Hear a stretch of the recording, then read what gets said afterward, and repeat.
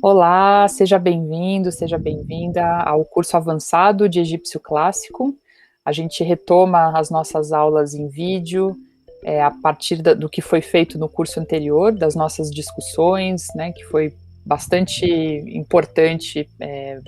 Isso já está disponível no YouTube, na nossa playlist, e a gente espera que nesse curso avançado a gente possa aprofundar aí outras formas, outros aspectos da língua egípcia, especialmente dedicados aos tempos verbais, né, às formas verbais. Então eu passo a palavra para o Ronaldo para a gente começar hoje o nosso módulo avançado do curso. Bom, então, bem-vindos todos. O curso agora vai ter um ritmo diferente. Os PowerPoints vão ser bem mais curtos do que os outros, né, do curso iniciante. E as nossas atividades aos sábados também vão ter uma dinâmica bem diferente. Vamos trabalhar bastante com leitura e interpretação de fontes também. E o curso avançado ele vai funcionar como uma espécie de estudo dirigido, né? Nós vamos dar um pouco de teoria durante essas gravações. Vamos fazer uma consolidação desses conhecimentos nas nossas aulas práticas, mas depois que passarmos para a próxima lição, os alunos ficam comprometidos a lapidar esse conhecimento, a buscar gramáticas e fontes e o que mais puder para praticarem, tá bem? Naturalmente, a gramática possui exercícios ao fim de cada capítulo. Esses exercícios possuem resposta, uma chave de respostas. Esses exercícios vão ser tratados nas nossas aulas práticas. Vamos discutir frase por frase. Vamos fazer outras coisas também, mas para além do que a gramática oferece, os alunos vão ter também que encontrar meios para praticarem ao longo, né, do curso, ao longo da vida também. Senão esse conhecimento pode se perder, pode atrofiar e pronto, já era. Nós podemos abrir então o PowerPoint, começar, não é? Esse é o nosso curso avançado de Egípcio Clássico. É o mesmo projeto, né, em cooperação com o grupo de trabalhos, né, da AMPU. A bibliografia basicamente é a mesma, é aquela gramática que eu publiquei, mas agora eu recomendo que vocês obtenham outras gramáticas para fins de comparação ou para complementar a biblioteca de vocês, né? Gramáticas em outras línguas, em espanhol, em inglês, em francês, o que for, dentro da capacidade de vocês de consumir essa bibliografia. Esse é o programa também. Nós vamos trabalhar com unidades, mais ou menos, né? Na primeira aula nós vamos fazer agora uma abordagem bem geral da estrutura do verbo e da sintaxe verbal, que essencialmente o que nós vamos fazer ao longo do curso. A partir da aula 2, nós vamos trabalhar com formas finitas do verbo, né? Aula 2, 3, 4 e 5 seria uma espécie de unidade. Aula 6, 7 e 8 e 9, nós vamos trabalhar com formas infinitas, digamos assim, do verbo. Aula 10 e 11, verbos auxiliares e a negação de cada um dos tempos e aspectos verbais. E a partir da aula 12, vamos fazer leituras temáticas. Também uma leitura de artefatos funerários, incluindo arquitetura funerária. Né? Então pode ser tanto um texto num shabit ou numa parede de uma mastaba, por exemplo. A segunda leitura, textos funerários, fragmentos, né, páginas, porções, né, do texto das pirâmides, dos sarcófagos, do Anduat. Essa leitura ainda não foi completamente selecionada. Exercícios número 3 vão ser passagens de textos literários, o Sinué, o Náufrago, o que mais vai encontrar. E leitura 4, textos não literários, textos técnicos, atas de julgamento, textos médicos, coisas nesse nível também, para termos uma visão bem geral da produção textual egípcia.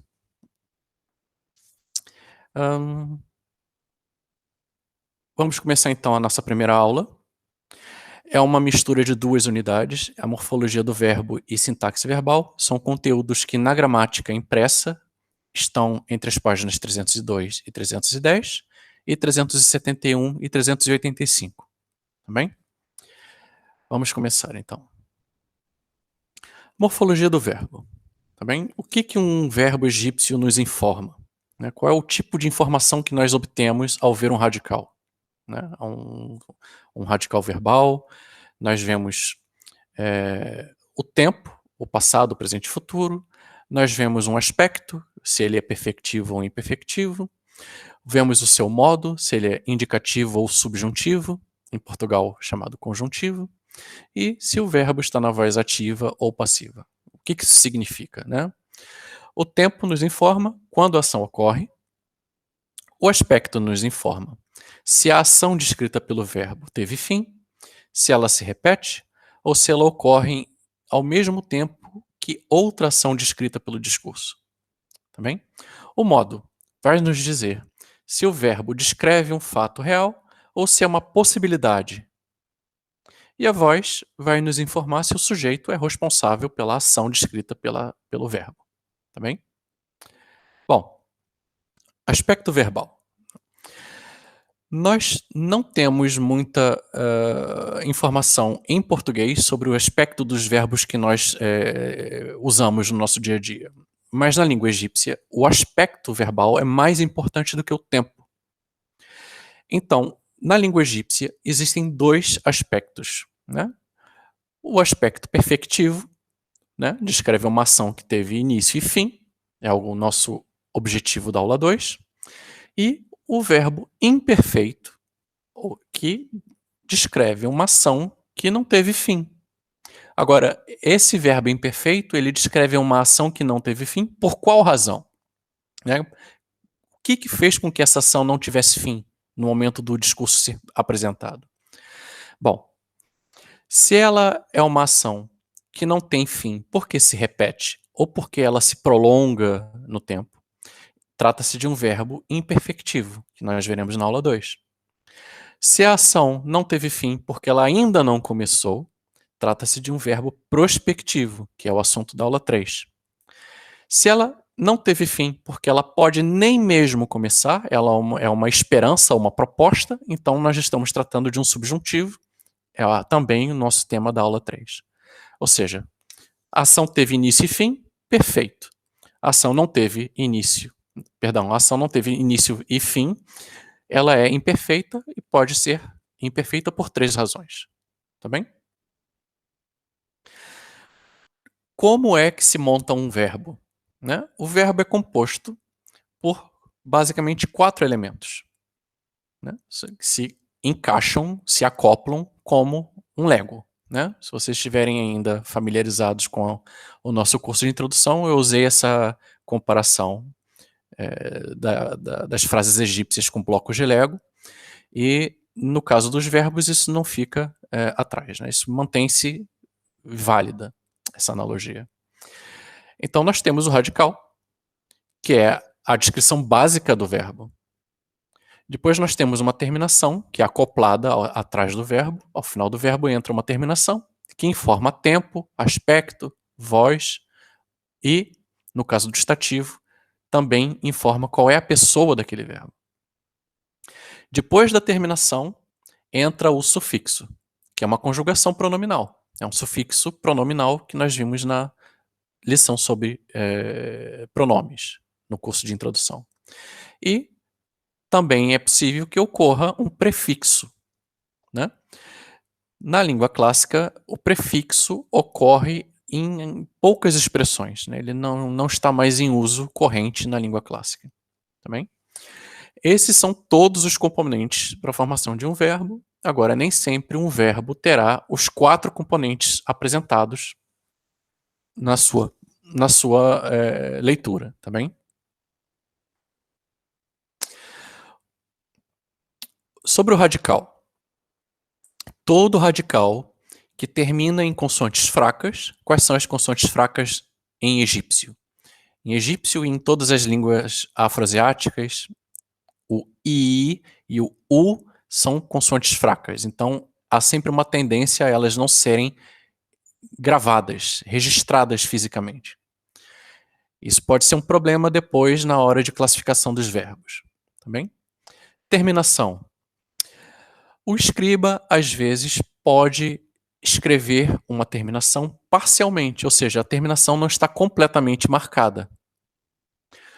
Outra situação, uma terminação pode sequer estar marcada. Existem verbos com terminação não marcada, ou seja, o contexto é que especifica qual é a terminação. E há também casos em que o escriba deliberadamente não registra a terminação.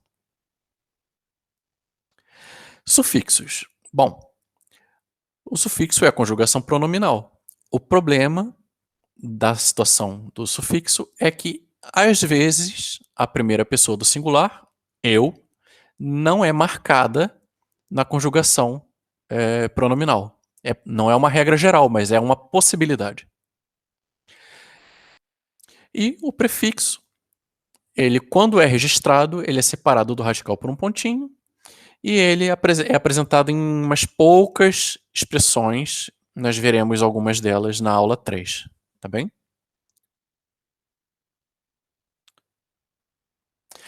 Bom, sobre as classes dos radicais verbais.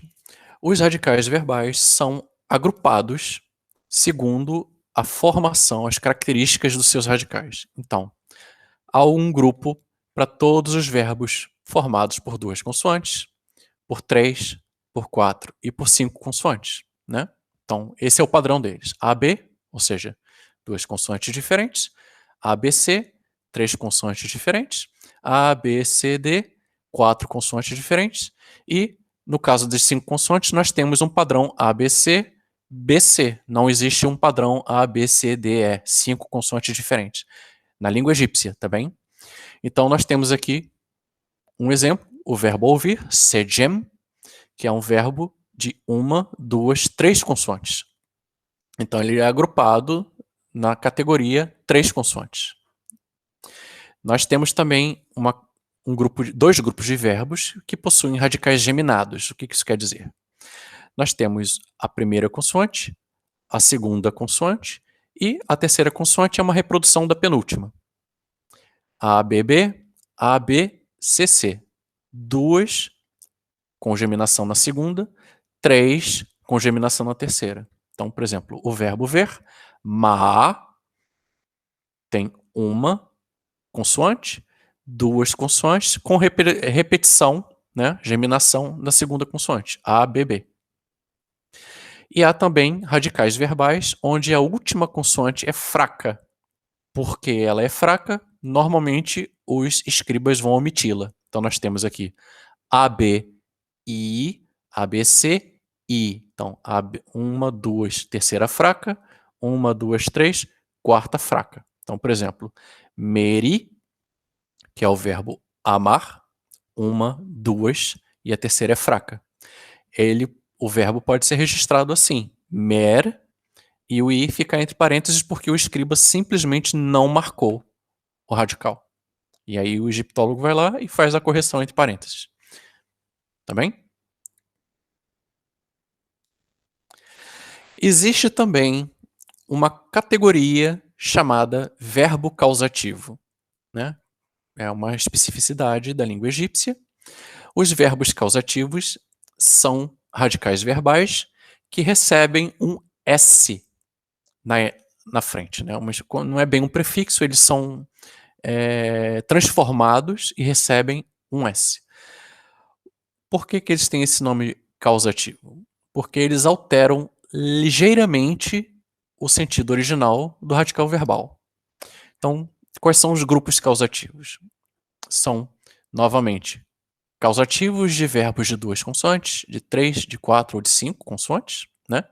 São marcados S, que é o nosso elemento causativo, e depois AB, S, depois o radical ABC, S e depois o radical AB, AB, né? Ou seja, 4 consoantes não são ABCD, voltam ao padrão de repetição.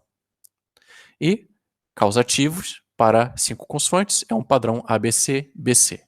Né? Então, por exemplo, temos aqui o verbo viver, anc, a forma causativa, anc, que é causar a vida, né? Normalmente traduzido como nutrir.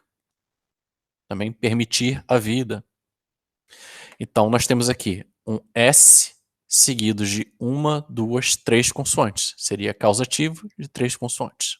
S-A-B-C. Segunda geminata são os verbos causativos daqueles radicais que sofrem geminação. Por exemplo, S-A-B-B. Temos aqui o verbo quer beber, que é estar frio, estar fresco. Ele torna-se S, que é beber, que é causar o esfriamento, resfriar, refrescar. Essa é a ideia do causativo, né? E ao causativo daqueles verbos que têm a terceira ou a quarta consoantes fracas, né? Temos aqui que é mover, ele se transforma em S-rui, que é remover, destacar, por exemplo, né? É causar algo a se mover, provocar o movimento de algo. Tá bem? E há também verbos que não se enquadram com facilidade naquelas categorias, então eles são genericamente agrupados em uma categoria separada, chamada verbos anômalos. Nós temos aqui apenas alguns exemplos, há outros, tá bem? Mas esses são 2 dos principais. O verbo redir, que é permitir, conceder e dar. Ele pode aparecer de várias maneiras, né? São as principais representações do verbo conceder. Ele pode estar abreviado com um bolinho, o R fica entre parênteses, porque o R já não está mais presente aqui, apenas o di, né? E aparece ainda como did, né? Um caso de verbos reduplicados. Nós veremos a situação em que esse verbo é reduplicado lá na frente, também numa outra ocasião. E o verbo retornar e vir, que pode ser gravado iu, i, 3 possíveis formas de gravação, de registro do verbo vir ou retornar, né? Então, esses verbos são estudados à parte, tá bem? Entre outros, né? Bom, como é que funciona a relação entre verbo e sujeito verbal, né? Primeiro entra o verbo e depois o sujeito verbal, né? Temos o sujeito pronominal, ou seja, Sergem F, ele ouve, que é gravado, é marcado simplesmente o radical verbal, a ação de ouvir, mais sufixo. Ouvir, ele, ou ele ouve. E o sujeito também pode ser nominal, ou seja, ao invés de um pronome, um substantivo, né? Sergem S, o homem ouve.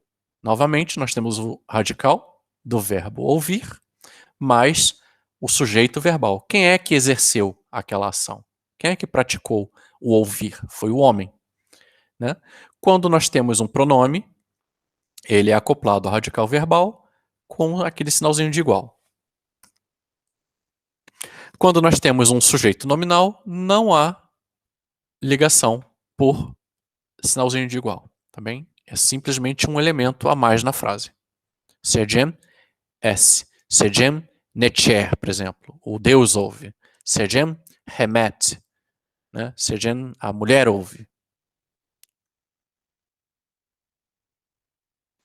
Sintaxe verbal. Então, no curso de introdução, nós vimos as frases de predicado não verbal, né? Na lição 9 do curso de introdução, as frases nominais, substantivos e adjetivos como predicado, e vimos que essas frases se comportam nesses paradigmas aqui, AB, APU e APU-B. Tudo bem? Na lição 10 de introdução, nós vimos as frases adverbiais e pseudoverbais, e vimos que há um paradigma muito simples, AB, sujeito predicado. Tá bem? No nosso curso avançado, nós vamos dar atenção ao paradigma de frases de predicação verbal, né? Qual é a organização dessas frases? Bom, a ordem das palavras numa frase verbal normalmente segue essa sequência aqui. Primeiro, o verbo. Em seguida, o sujeito verbal. E tudo que vier depois é considerado como um complemento. Como esse complemento é organizado? Primeiro, o objeto indireto. Depois, o objeto direto. E, por último, o advérbio ou algum complemento adverbial.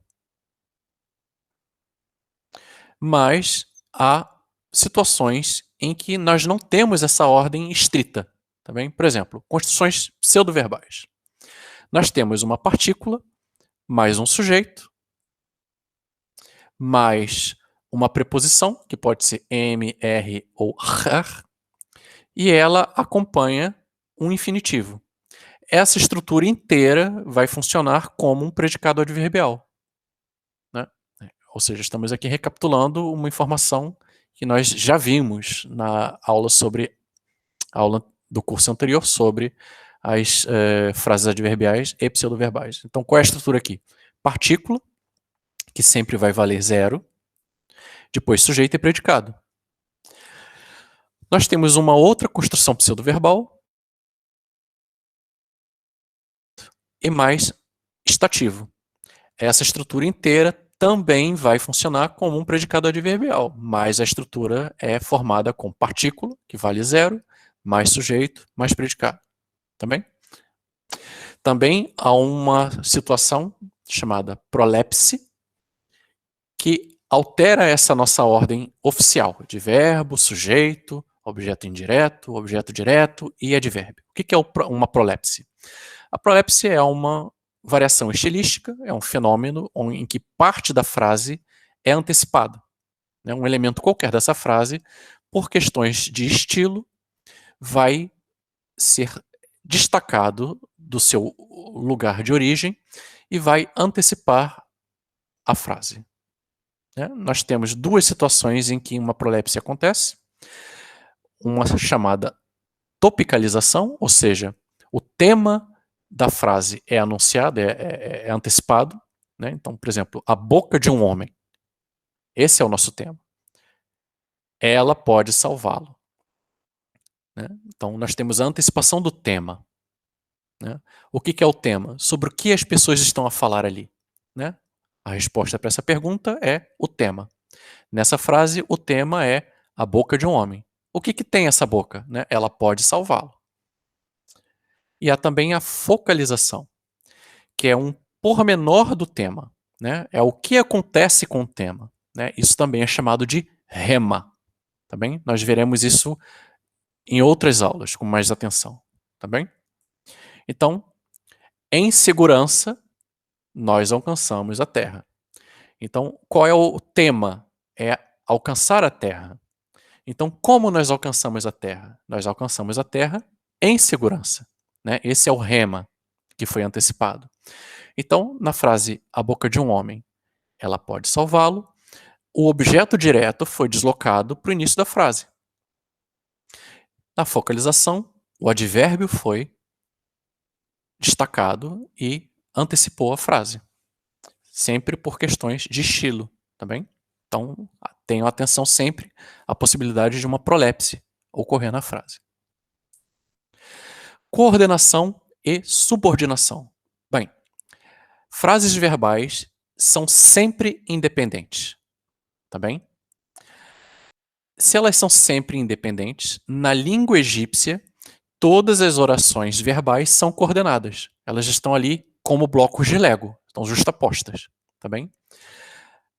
Agora, na hora da tradução, nem sempre vai fazer muito sentido, ou vai haver anexo, manter as orações coordenadas por justaposição. Então, em algumas ocasiões, nós temos que tratar a coordenação como subordinação, tá bem? Em egípcio isso não funcionava, mas para passar isso para as línguas modernas, nós trazemos as subordinações, tá bem? Bom, para a língua egípcia, havia subordinação não marcada. Era o contexto que definia que aquela frase estava referindo-se a uma situação de causalidade, ou temporalidade, ou finalidade, em subordinação a uma oração principal. Tá bem? E, claro, algumas partículas dirigem a leitura para a subordinação de frases. Tá bem?